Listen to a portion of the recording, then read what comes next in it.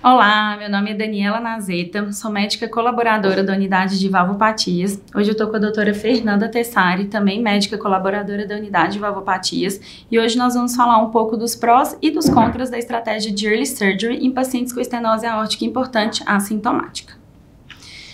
Primeiro de tudo, é importante a gente ressaltar que a estenose aórtica é um problema de saúde cada vez mais frequente na prática clínica do cardiologista, principalmente devido ao envelhecimento da população e devido à modernização dos métodos diagnósticos que têm identificado cada vez mais esse problema de saúde. Antes da gente começar a falar das estratégias de early surgery, é importante a gente ter certeza se o nosso paciente realmente é assintomático. Muitas das vezes esses pacientes podem se autolimitar ou também pela instalação insidiosa dos sintomas, eles não relatarem que esse problema, esses sintomas estão relacionados à estenose aórtica e muitas das vezes a identificação desses sintomas fica difícil. Então, quando acontece essa dúvida, a gente pode lançar a mão do teste ergométrico para poder ter certeza se o nosso paciente realmente é assintomático. Definido que o nosso paciente realmente não possui sintomas, a gente pode começar a falar das estratégias de early surgery. Então, eu vou trazer um pouquinho dos benefícios dessa estratégia. E, primeiro de tudo, muitas das vezes esses pacientes portadores de estenose aórtica importante, assintomático, provavelmente esse procedimento ele vai ser inevitável, né? Esse paciente em algum momento vai desenvolver sintomas, vai desenvolver algum complicador que vai indicar a cirurgia, ou procedimento transcatéter nesse paciente. E nós sabemos já que cerca de 80% desses pacientes assintomáticos, eles vão desenvolver um evento cardiovascular em até 3 anos e mais de 20% deles, eles vão desenvolver um evento em até 1 ano. O outro ponto importante é que se a gente não faz estratégia de early surgery, a gente está optando por uma estratégia conservadora. E para essa estratégia ser efetiva, a gente precisa de 2 fatores muito importantes. O primeiro deles é que o paciente ele deve relatar imediatamente quando há o surgimento desses sintomas. E mesmo quando esses pacientes são bem orientados, pelos profissionais de saúde, não é o que acontece na prática. E um outro fator bastante importante é que esse paciente necessita de um acompanhamento de pelo menos 2 visitas ao ano, o que também a gente sabe que muitas das vezes não é efetivo, e sabemos também que cerca de 1/3 desses pacientes recebe menos de 1 visita por ano. Então, como consequência de tudo isso, a gente vai ter um atraso na identificação desses sintomas, um atraso no encaminhamento desse paciente para um procedimento. Esse paciente vai ter um maior risco de desenvolver complicações, como, por exemplo, remodelamento cardíaco, fibrose miocárdica. Essas complicações vão aumentar as taxas de insuficiência cardíaca, taxas de hospitalizações e, consequentemente, um aumento do risco de mortalidade nesse grupo de pacientes. Essas complicações, também vão levar a um comprometimento na qualidade dos resultados pós-operatórios, ou seja, o nosso resultado que a gente gostaria de ter talvez não vai ser tão efetivo. E os últimos 2 pontos sobre os prós sobre a estratégia de early surgery é que esse paciente, com estenose aórtica assintomática, ele possui um risco de morte súbita maior do que na população em geral, e a partir do momento em que esses sintomas eles se instalam, esse risco ele aumenta consideravelmente. E também o risco pré-operatório. Nós sabemos que quanto mais idoso, quanto mais aumentando a idade, mais esse risco aumenta, e assim também de acordo com a gravidade. Quanto mais grave, a gente leva esse paciente para a cirurgia, maior é o risco pré-operatório. Agora eu vou chamar a doutora Fernanda para falar dos contras dessa estratégia. Bom, a doutora Daniela comentou vários aspectos aí que nos fazem pensar no early surgery, mas a gente tem que pensar em alguns fatores que falam contra essa estratégia. E o primeiro deles é que, fazendo uma cirurgia mais precoce, a gente também vai expor o nosso paciente mais precocemente a complicações. E são complicações inerentes ao procedimento em si, então sangramentos, a obstrução de uma coronária com infarto do miocárdio, AVC, a necessidade de implante de um marcapasso definitivo e complicações não estruturais da prótese, então um leak paravalvar ou um mismatch prótese-paciente, por exemplo. E também complicações inerentes à presença de uma prótese. Então, risco de trombose de prótese, de eventos embólicos, hemólise e deterioração e falência dessa prótese. A gente sabe, inclusive, que quanto mais jovem essa prótese foi instalada em um paciente, quando ela é biológica, mais precocemente ela tende a se deteriorar. Então, provavelmente esse paciente vai precisar de uma nova troca ou às vezes até mais que umas, 2, 3 cirurgias depois disso, o que vai cada vez mais aumentando o risco operatório desse paciente. Então, outro aspecto, né, que a gente tem que levar em consideração é qual é o risco cirúrgico desse paciente que a gente está falando. A gente sabe que os pacientes com estenose aórtica importante assintomática possuem um risco de morte súbita baixo, menor que 1%. E muitas vezes, na maior parte das vezes até, ele é menor do que a mortalidade operatória da troca valvar cirúrgica. Então, a gente pode, talvez, pegar um paciente que estava lá com uma boa qualidade de vida, assintomático, submetê-lo a um procedimento invasivo, que tem risco de complicação, e a gente pode piorar a qualidade de vida desse paciente, piorar os sintomas desse paciente que até então estava bem. Então, a cirurgia precoce, ela só pode ser considerada quando o risco da abordagem, né, tanto o risco de mortalidade quanto de morbidade, é muito baixo.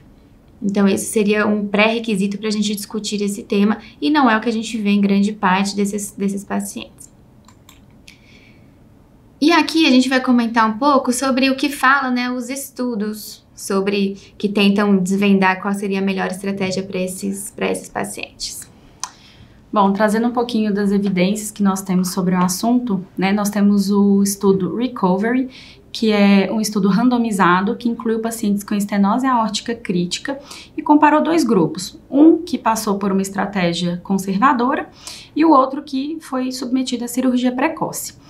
Nesse grupo de pacientes, o teste ergométrico só foi realizado quando havia dúvida com relação aos sintomas, e a gente pode ver aqui nesse primeiro gráfico, né, que o grupo da estratégia conservadora teve uma maior taxa de mortalidade perioperatória ou morte por causa cardiovascular, né, sendo que o grupo da cirurgia precoce teve taxas menores desse desfecho.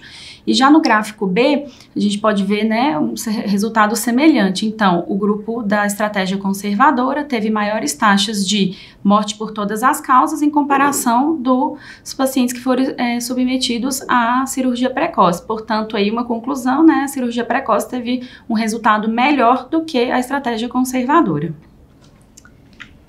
Entretanto, né, quais foram os problemas com esse estudo? Primeiro que ele incluiu pacientes mais jovens do que o nosso habitual. A mortalidade cirúrgica desse estudo foi 0, e isso definitivamente não é a nossa realidade. Os pacientes apresentavam estenose aórtica crítica, que já é uma indicação cirúrgica por diretriz, então o paciente já tem critério de gravidade, né? A gente considera como se fossem complicadores, então esse grupo de pacientes hoje em dia já tem uma indicação cirúrgica, e vários pacientes desenvolveram sintomas ao longo do acompanhamento, mas não foram operados, então eles deixaram, né, de seguir o fluxograma preconizado hoje em dia. Então é um estudo aí que tem que ser analisado com bastante cautela e que não responde essa pergunta que a gente tem para fazer. Bom, nós temos um outro estudo relevante sobre o assunto, que é o estudo Avatar, que também foi um estudo randomizado e que, semelhante ao Recovery, né, também comparou um grupo de pacientes que passou pela estratégia conservadora e outro que recebeu cirurgia precoce. A mudança foi que esses pacientes, os pacientes que foram incluídos eram com estenose aórtica importante, que seguiram os critérios das diretrizes, e o teste ergométrico foi mandatório para poder definir a presença ou não de sintomas. Nesse gráfico, nós também podemos ver, né, semelhante aos outros que eu já mostrei, que no desfecho de morte por todas as causas e evento cardiovascular maior, o grupo de pacientes que passaram pela estratégia conservadora também teve uma maior taxa de eventos do que nos pacientes que foram submetidos à cirurgia precoce. Então, novamente, um estudo que foi positivo para cirurgia precoce nesse grupo de pacientes. Mas o problema desse estudo também é que alguns pacientes, quando a gente vai olhar lá nos critérios de inclusão de cada um, a gente viu que teve sim alguns pacientes com estenose aórtica crítica. Além disso, teve um crossover significativo de pacientes do grupo conservador para o grupo cirúrgico, então 25 pacientes de um total de 79 que estavam no grupo conservador acabaram sendo operados pelo desenvolvimento de sintomas ao longo do acompanhamento. No desfecho primário, hospitalização foi incluída e a gente não considera, né, a hospitalização como um desfecho duro. Então, teve mortalidade, teve insuficiência cardíaca e hospitalização também. Então, ela está inclusa nesse desfecho primário, que foi o que deu positivo. E quando a gente avalia a mortalidade cardiovascular isoladamente, não houve diferença entre os grupos. Então, novamente, é um estudo que ainda não nos dá embasamento suficiente para definir qual a melhor estratégia. Então, né, resumidamente, o que a gente tem hoje proposto para se avaliar, né? Primeira coisa, a gente precisa individualizar. Então, a gente vai ter que ver qual é o paciente com estenose aórtica importante e assintomática que a gente está trabalhando ali.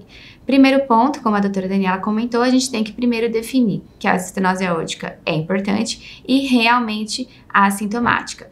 E um dos meios que a gente tem para fazer isso é usando o teste ergométrico. Feito isso, a gente vai avaliar se ele tem algum fator de complicação, de pior prognóstico e que tende a levar esse paciente mais para o lado cirúrgico. Então, se ele é um paciente com estenose aórtica crítica, já está em diretrizes que ele deve ser operado. Se é um paciente que tem uma progressão de calcificação pela tomografia ou um aumento da velocidade do pico de fluxo muito acentuada ao longo dos anos, ou um paciente com BNP muito elevado, com fração de ejeção já querendo reduzir, né, menor que 55%, redução do strain global longitudinal, ou outros métodos que existem aí para avaliar estágio de fibrose, estágio de dilatação, de remodelamento cardíaco. Então, se o paciente já está desenvolvendo esse tipo de complicador, a gente também já pode tender mais a levá-lo para o lado cirúrgico.